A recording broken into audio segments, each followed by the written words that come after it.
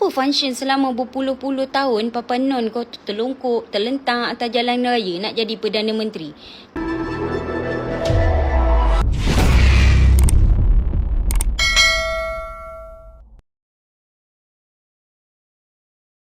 Seorang wanita dilaporkan ditahan dan kini disiasat di bawah Akta Hasutan 1948, dipercayai berkaitan kenyataan yang mengkritik kepimpinan Perdana Menteri, Datuk Seri Anwar Ibrahim menerusi satu video yang tular di media sosial. Hantaran tersebut turut mendakwa wanita berkenaan, yang dikenali sebagai Georgette Maila, telah direman selama 3 hari bagi membantu siasatan. Selain itu, terdapat juga dakwaan bahawa individu terbabit tidak diwakili peguam ketika proses reman dijalankan. Bagaimanapun, setakat ini pihak polis masih belum mengeluarkan sebarang kenyataan rasmi bagi mengesahkan penahanan tersebut serta butiran lanjut berhubung kes berkenaan.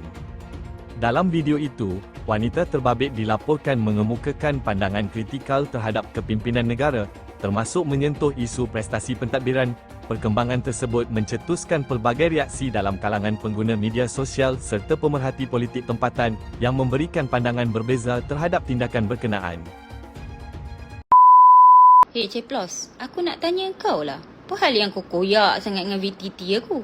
Memang betul, kebenaran tu pahit untuk kau telan. Aku nak tanya apa function selama berpuluh-puluh tahun Papa Non kau terlungkup, terlentang atas jalan raya nak jadi Perdana Menteri? Tapi bila dia dah jadi Perdana Menteri, tapi dia masih membawa-bawa jiwa pembangkang dia tu. Kalau dia nak bawa-bawa jiwa pembangkang dia tu, lebih baik dia tak payah jadi Perdana Menteri. Lebih baik dia jadi Ketua Pembangkang balik semula. Aku rasa waktu dia jadi Ketua Pembangkang dulu kan, suara dia tu lebih bernilai. Aku rasa waktu dia jadi Ketua Pembangkang tu kan, dia lebih disenangi oleh rakyat. Sebab apa? Dia suka tabur janji. Berdegar-degar. Inilah orang yang kita kata akan mempertahankan dan memperjuangkan hak rakyat. Mempertahankan dan memperjuangkan orang Islam. Itu jam. Tapi bila dah jadi Perdana Menteri, apa kau buat? Loser. Tak habis-habis meratip pagi, petang, siang, malam. Salah pembangkang. Salah pembangkang. Salah pembangkang. Dan kau dulu juga pembangkang. Tak habis-habis nak menyalahkan kepimpinan terdahulu. Buat apa kau jadi Perdana Menteri kalau dah orang semua bodoh, orang semua bangang? Kau tunjuklah kepandaian kau, kecerdikan kau. Bukannya tak habis-habis meratip, menyalahkan kepimpinan terdahulu. Tu tak betul. Sepatutnya kalau kepimpinan terdahulu tu gagal, kau tunjuklah pembaharuan dan penambahbaikan yang kau bawa. Tapi tidak. Tak habis-habis meratip. Lebih baik kau jadi Ketua Pembangkang. Kau bangkanglah pagi, petang, siang, malam. Senang sikit kau tahu tak? Banyaklah juga kemajuan dan pembaharuan yang boleh dilakukan oleh kerajaan tersebut. Daripada kau jadi Perdana Menteri tapi kau langsung tak boleh terima kritikan, pandangan daripada rakyat. Tak habis-habis merentan. Tak guna. Terlungkup, terlentang atas jalan raya berpuluh-puluh tahun tapi kau tetap nak bawa jiwa pembangkang kau tu. Masalah pun kau tak boleh selesai. Bila mana masalah tak boleh selesai, mulalah kau.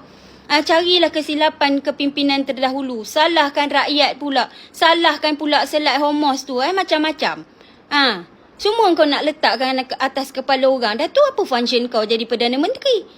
Tak habis-habis meratip. Tak habis-habis menyalahkan orang.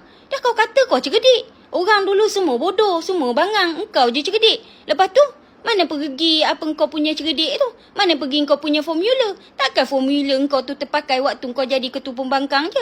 Bila mana kau jadi Perdana Menteri, hilang dah semua formula kau tu. Sudah-sudahlah. Kalau kau tetap juga dengan bawa jiwa pembangkang kau tu, lebih baik kau jadi Ketua Pembangkang balik semula. Bagi parti orang lain pula jadi kerajaan. Senang. Kau kritiklah pagi, petang, siang, malam. Kau bangkanglah semua benda. Kau bodohkanlah semua orang. Kau bangangkanlah semua orang. Lagi senang. Ini dah jadi Perdana Menteri pun tak habis-habis bawa sifat-sifat pembangkang dia tu. Tak apa-apa.